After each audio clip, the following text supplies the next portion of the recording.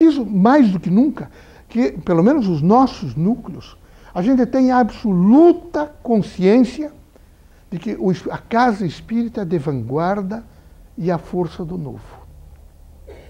Esse binômio tem que gerar o nosso projeto político-pedagógico, o nosso currículo, os nossos programas e a nossa dimensão, evidentemente, de vida. Meus amigos, dentro de 10 anos, ou quem sabe 3 lustros, 15 anos, cada 10 pessoas em Curitiba, 7 serão velhas. Qual é a proposta superadora do espiritismo em torno dos velhos? Velho é quem tem mais de 60 anos, pela ciência. Como é que nós estamos vivendo? Quais são as propostas?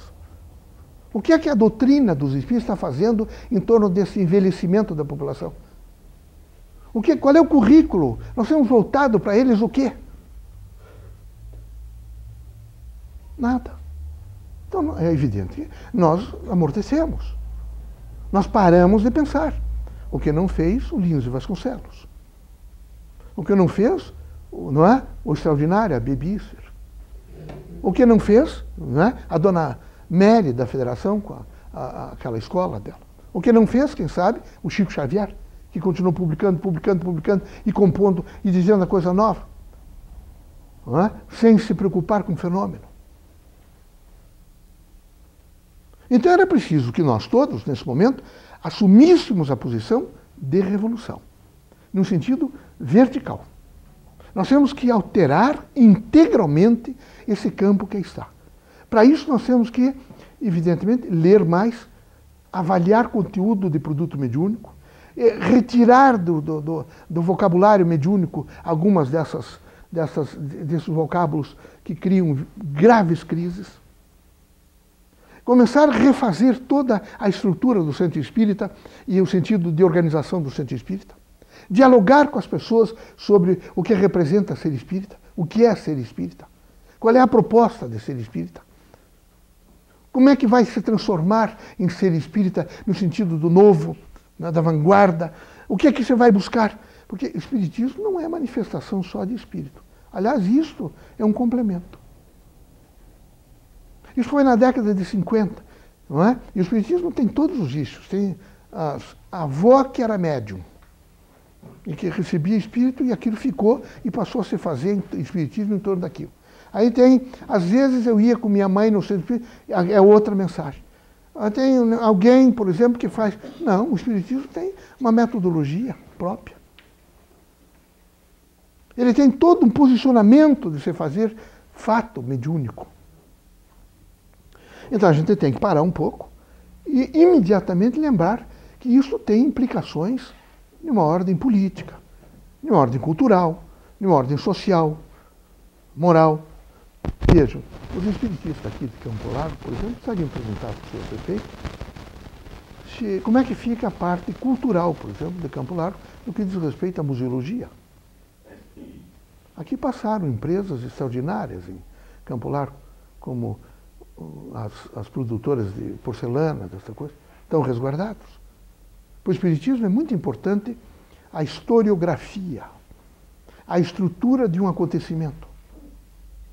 Para o espiritismo é muito importante o tempo, a temporalidade e o temporal. Para o espiritismo é muito importante, não é, a história viva. Então é preciso que os espiritistas sejam ativos. Aliás, sempre o foram. Deixaram de ser na década de 60 para cá.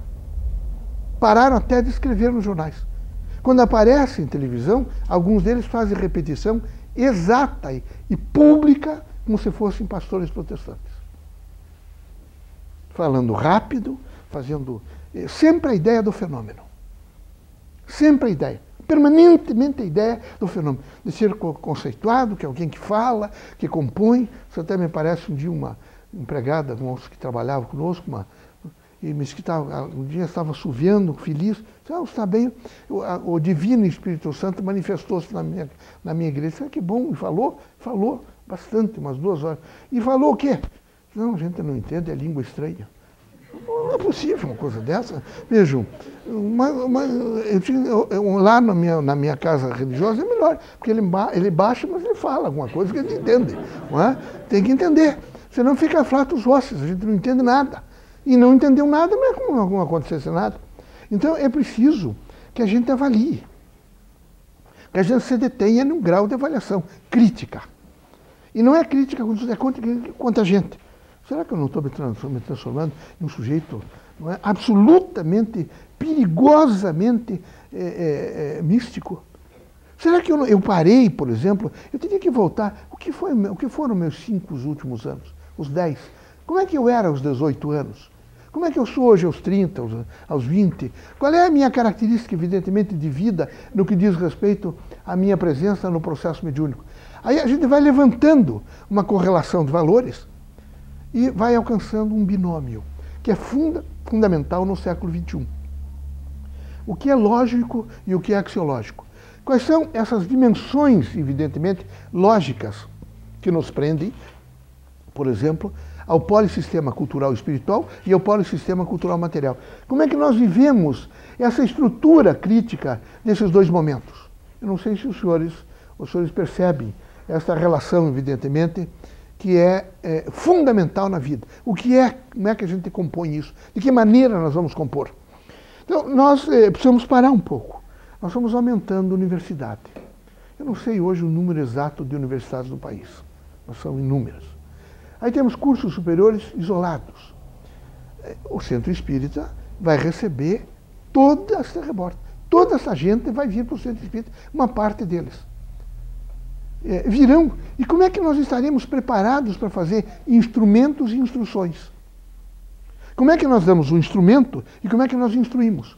Porque o nosso país, infelizmente, esquece às vezes de fazer isso. Ele dá o instrumento, mas não dá a instrução. Eu me lembro quando foi dado a telefonia, aqueles orelhões do Rio de Janeiro, eu estava lá, instalaram 1.300 ou 3.000, não sei o que. Na primeira noite, 700 quebraram.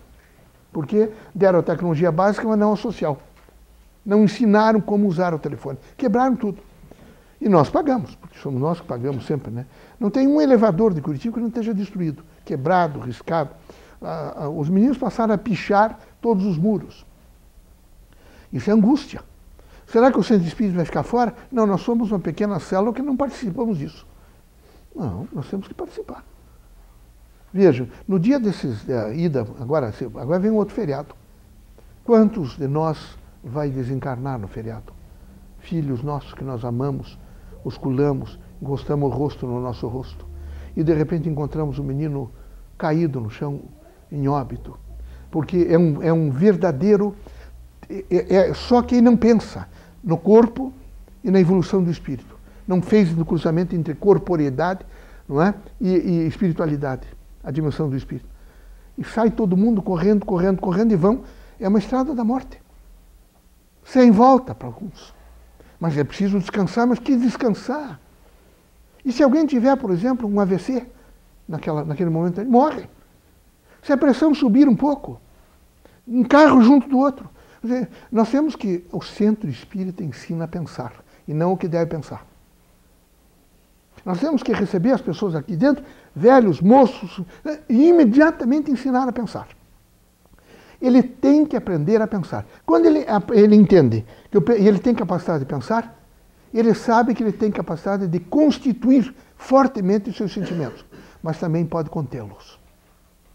Então ele pensa, ele imediatamente aumenta seus sentimentos, mas ele contém seus sentimentos.